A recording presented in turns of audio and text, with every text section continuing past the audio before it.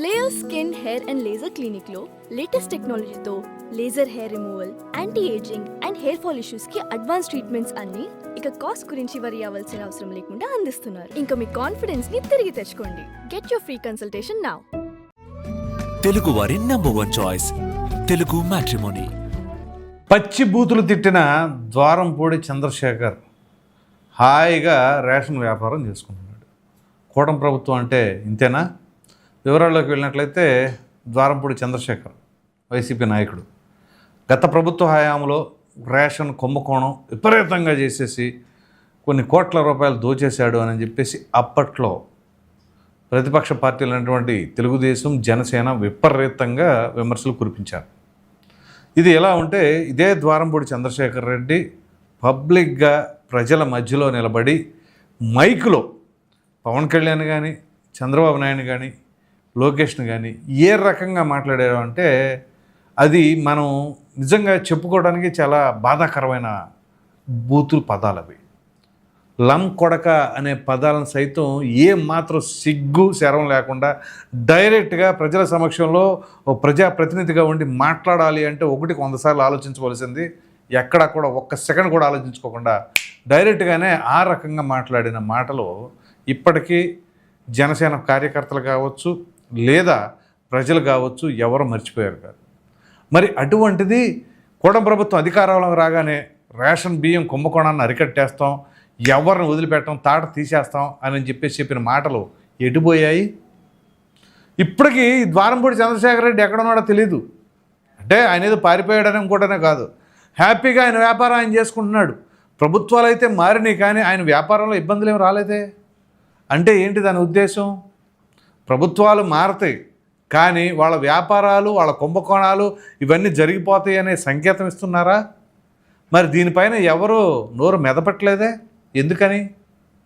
అంటే అప్పుడు బూతులు తిట్టినప్పుడు అవన్నీ బాగా సమ్మగానే ఉన్నాయని చెప్పేసి ఇప్పుడు అనుకోవాలా? లేదా అసలు కుంభకోణం జరగలేదు అని చెప్పేసి అనుకోవాలా? మరి అప్పుడు ఆ రకంగా నానా రచ్చ చేసినందుకు ఏమని అనాలి? ఇప్పుడు ఏదో కొరడా జులిపించేశారు ద్వారంపూడి పైన అని చెప్పేసి అంటే ఏమిటో తెలుసా మీకు? తాజాగా అందుతున్న సమాచారం ప్రకారం రైస్ మిల్లర్ల అసోసియేషన్ అని ఉంటుంది కదా, ఇదంతా కూడా తన గుప్పిట్లోనే ఉండేదట. ఉండేది ఏముందో వాస్తవమే.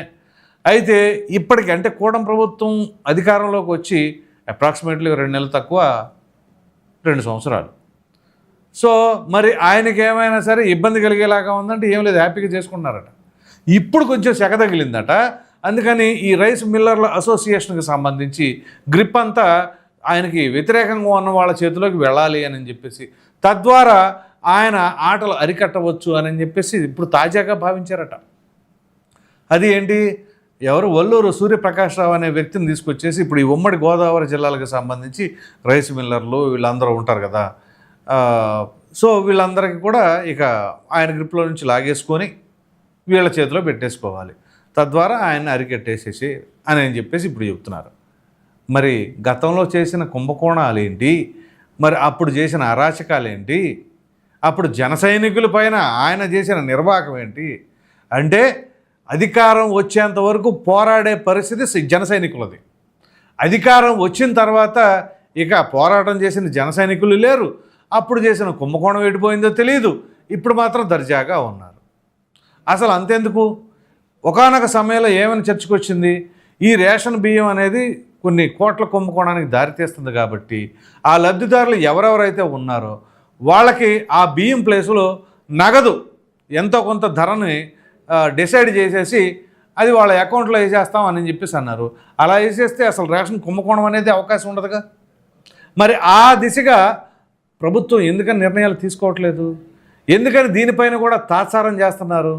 పదే పదే అప్పట్లో ఎన్ని కథనాలు, అసలు అంత జరిగిపోతుంది, ఇంత జరిగిపోతుంది, విదేశాలకు తరలించేస్తున్నారు, పోర్టుల నుంచి కొన్ని లక్షల టన్నుల మెట్రిక్ బియ్యం వెళ్ళిపోతూ ఉన్నది అని చెప్పేసి అని చివరికి ఇప్పుడు చూస్తే ఏమీ లేదు. అంత అన్నాడు ఎంత అన్నాడే గంగరాజు అన్నట్టు అక్కడ ఏమీ లేదు చివరికి. దీనిపైన ఇప్పటికైనా చర్యలు ఉన్నాయంటే లేదు. అదే సివిల్ సప్లైస్ మినిస్టర్ అయినటువంటి నాదెండ్ల మనోహర్, ఆయన జనసేన పార్టీకి సంబంధించిన వ్యక్తే, మరి ఆయన కూడా కాకినాడ వెళ్ళారు, అక్కడ రైస్ మిల్లులో తనిఖీలు చేశారు, ఇదిగో అది తీసేయండి ఇది తీసేయండి అన్నారు. అది ఏమైందో తెలియదు.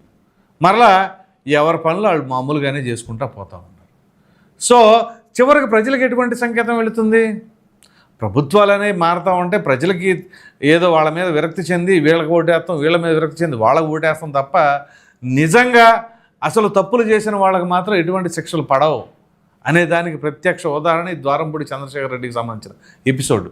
ఒకటి, ఆయన తప్పన్నా చేయలేదు కాబట్టి ఈ రకమైన పరిస్థితి వదిలేసామని చెప్పేసి అనాలి. లేదు, ఆయన తప్పు చేసినా వీళ్ళు వదిలేసామని చెప్పేసి అన్నా ఉండాలి. ఈ రెండిట్లో ఏది నిజం? ఆయన తప్పు చేశాడు, కుంభకోణాలు చేశాడని చెప్పేసి ఆరోపణలు చేసింది ఈ కూటమికి సంబంధించిన వాళ్ళే. ఇప్పుడు ఎంత జరిగిన తర్వాత మరలా ఇప్పుడు దాని గురించి గప్చుప్ సాంబార్ బుడ్డి అని అనుకుంటే ఇక దీన్ని బట్టి ఏమని అర్థం చేసుకోవాలి? అందరూ ఒకటే, రాజకీయ నాయకులు అందరూ ఒకటే అని చెప్పేసి అనుకోవాలా? అంటే జనాల మధ్యలోకి వచ్చినప్పుడు మాత్రం ఇట్లా బూతులు తిడతారు, పైకి అట్లా తిడతారు, కానీ లోపల ఏముండదు, వాళ్ళు వీళ్ళు ఒకటే అనే సంకేతం ప్రజల్లోకి వెళ్ళట్లేదా? మరి దానికేమి సమాధానం చెప్తారు?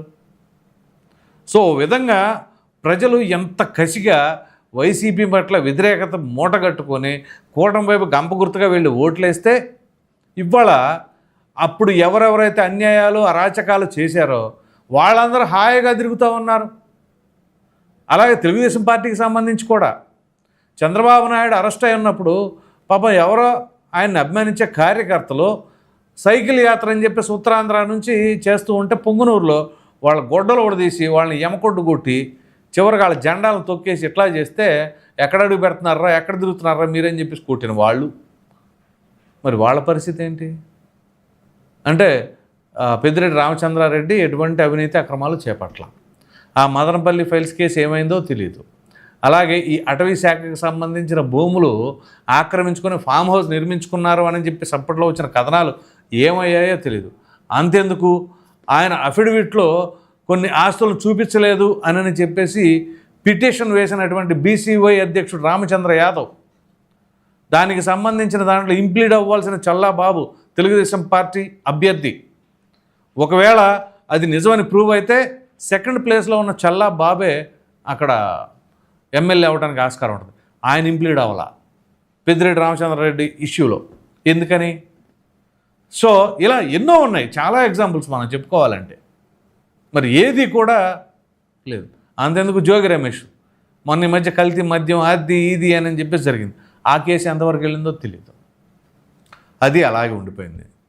పరకామణి చోరీ, ఇలా ఎన్ని కేసులు, ప్రతి కేసు ఆ ఒకానొక టైంలో విపరీతంగా హైప్ తీసుకొస్తారు. ఆ తర్వాత కొన్నాళ్ళు పోయిన తర్వాత అన్నీ గాల్లో ఉండిపోతాయి. దాని కంక్లూజన్ ఏమైనా అయిందా అంటే ఏమీ జరగదు. సో దీనికైనా ప్రజలు అంత బ్రహ్మాండంగా మ్యాండేట్ ఇచ్చి గెలిపించుకుంది. అఫ్కోర్స్ డెవలప్మెంట్ యాక్టివిటీస్, పెట్టుబడిదారులు, రాజధాని, పోలవరం, లేదా రేపు వెలిగొండ ప్రాజెక్టు, ఇవన్నీ ఓకే, ఫైన్, బాగుంది. But what about law and order? వాళ్ళు ఇష్టానురీతిగా ఆ రకంగా చేసి లేదా స్కామ్లు చేశారు అని చెప్పేసి అప్పట్లో అన్ని కథనాలు చెప్పినప్పుడు ఇప్పటి వరకు ఏ విషయం ఏది కూడా ఒక దాంట్లో ఇదిగో వీళ్ళు ఇది ఇన్ని చేశారు అని చెప్పేసి కరెక్ట్గా ఎస్టాబ్లిష్ చేసి వీళ్ళు దోషులు అని నిలబెట్టిన కేసు ఏదైనా ఉంటే ఒకటి చెప్పండి, ఉంటే కామెంట్లో పెట్టండి. ఎందుకు, ఎక్కడ ఉంది ఈ జాప్యం? ఎక్కడ ఉంది? ఎక్కడ లోపం ఉంది? ఎవరితో కుమ్మక్కు అవుతున్నారు? ఏం జరుగుతుంది? చివరికి ప్రజల బక్రాలా? ఇక అంతే అనుకోవాలి. ఇక ఒకటి, మూడో ప్రత్యామ్నాయం లేదు. ఉంటే కూటమి వైపు ఉండాలి, లేదా జగన్మోహన్ రెడ్డి వైపు ఉండాలి. కూటమి అనగానే మళ్ళీ 3 పార్టీలు అక్కడ ఉన్నాయి కదా, ఇటు ఒక పార్టీ. ఇక ప్రజలకు ఇంక వేరే ఆప్షన్ కూడా లేదు. మరి అటువంటిప్పుడు ఎంత బాధ్యతగా ఉండాలి? ప్రజలు ఎంత నమ్మకంతో గెలిపించినప్పుడు సమాధానం చెప్పుకోవాల్సిన బాధ్యత వాళ్ళపైన ఉందా లేదా? సో ఇవన్నీ ప్రజల నుంచి ఉత్పన్నమవుతున్న ప్రశ్నలు గుర్తుంచుకోండి. ఇదేదో నేను అడుగుతుంది కాదు, ప్రజల సైడ్ నుంచి ఎంతోమంది మనసుల్లో నాటుకుపోయి ఉన్నాయి. అసలు ఏం జరుగుతుంది, ఏం చేస్తున్నారని. ఎంతమంది ఎన్ని రకాలుగా దేవాలయాలపైన జరిగిన దాడులకు సంబంధించిన దాంట్లో ఏ ఒక్కరైనా సరే ఇదిగో వీళ్ళు దోషి అని చెప్పేసి ఒక్క విగ్రహం సంబంధించిన దాంట్లో అయినా, ఒక్క దేవాలయాన్ని విధ్వంసం చేసిన దానిపైన ఏదైనా బయటకు వచ్చిందా? లేదు. ఏమిటి, ఎందుకు ఇలా జరుగుతుంది? సో ప్రజలు ఎంత మనోవేదన చెందుతున్నారో తెలుసా? మీరు పథకాలు ఎన్ని ఇచ్చినా, లేకపోతే డెవలప్మెంట్ ఎంత చేసినా, ఈ లా అండ్ ఆర్డర్కి సంబంధించింది కావచ్చు, అప్పట్లో జరిగిన అరాచకాలు, ఇదే మెయిన్ కేటగిరీ. అక్కడ ప్రజలందరూ కూడా మాకు జగన్మోహన్ రెడ్డి వద్దు అని గంప గుర్తుగా కోరుకున్నారంటే దానికి గల కారణం ఏంటో తెలుసా? ఈ అరాచకమే. మరి అంటే అరాచకాన్ని వద్దని వీళ్ళని గెలిపించినందుకు మరి అప్పుడు అరాచకం చేసిన వాళ్ళనే అప్పుడు రాజకీయ నాయకులు లేదా ప్రజాప్రతినిధులు మనం ఒక గౌరవపదమైన పదవులో ఉన్నామనే సంగతి విస్మరించి మరీ బూతుల దాడి, అరాచకాలు, దాడులు, భౌతిక దాడులు చేసిన వాళ్ళని ఈ రకంగా వదిలేశారా? 2 సంవత్సరాలు అయిపోతుంది. ఇదే జగన్మోహన్ రెడ్డి అంటున్నాడు కదా, ఇప్పుడు 2 సంవత్సరాలు అయిపోయింది, ఇంకో 2 బడ్జెట్లు ఉంటాయి, అందులో పెద్ద లెక్కే ఉండదు, 2 సంవత్సరాల ఊరినే కళ్ళు మూసుకుని తెరిచే లోపల అయిపోద్ది, ఆ తర్వాత ఏమైంది, పాదయాత్ర అయిపోద్ది, మళ్ళీ వాళ్ళు వచ్చేస్తాం అంటున్నారు. ఇదే గనక వైసీపీ మొన్న రిపీట్ అయ్యి ఉంటే ఒకసారి ఊహించుకోండి. కూటమికి సంబంధించిన అందరూ, అది పవన్ కళ్యాణ్, చంద్రబాబు, లోకేష్, లేదా సాధారణ టీడీపీ కార్యకర్తల, జన సైనికుల, మీ భవిష్యత్తు ఏ రకంగా ఉండేది ఆలోచించుకోండి ఒకసారి. జగన్మోహన్ రెడ్డి కనుక మన 2024లో గెలిచి ఉంటే ఇదే ద్వారంపూడి చంద్రశేఖర్ ఏ రకంగా ఉండేవాడు, అలాగే పెద్దిరెడ్డి ఎట్లా ఉండేవాడు, అలాగే కొడాలి నాని, జోగి రమేష్, పేర్ని నాని, అంబటి రాంబాబు, రోజా, ఇలా ఎంతమంది ఆగిపోయేవాళ్ళ, వాళ్ళనే ఆగలిగేవాళ్ళ? ఒక్కళ్ళకన్నా సరే ప్రొటెక్షన్, నేను సేఫ్ అనే పొజిషన్ ఒక టీడీపీ నాయకుడో కార్యకర్త ఎవరైనా మాట్లాడే పరిస్థితి ఉందా? అలా ఉంటుందన్నమాట. సో ఇక్కడ అంటే విధ్వంసాలు చేయమని, లేకపోతే వాళ్ళని ఏదో వాళ్ళపైన అటాక్ చేయమని కాదు దాని ఉద్దేశం. వాళ్ళు చేసిన తప్పులకి తగిన శిక్ష అనిపించేలాగా ఎందుకు చేయట్లా? అసలు అక్కడ తనిఖీలు ఎందుకు జరగట్లా? ఆ జరుగుతున్న కుంభకోణాలు ఎందుకు ఆపట్లా అనేది కదా. వాళ్ళ అవినీతి నిజంగా చేసి ఉంటే వాళ్ళు రెక్కలు ఇలిచినట్టే కదా మన ప్రజలు ఆ రకంగా తీర్పునిచ్చి, ఆ తీర్పునిచ్చారు, వాళ్ళు రెక్కలు ఇచ్చారంటే ఏంటి? మీ ద్వారా ఆ కుంభకోణాలను ఆపగలుగుతారు అనే నమ్మకం కదా. మరేం జరుగుతుందో, మీరేమనుకుంటున్నారో అనే అభిప్రాయాన్ని కామెంట్లో తప్పకుండా తెలియచేయండి. Thank you.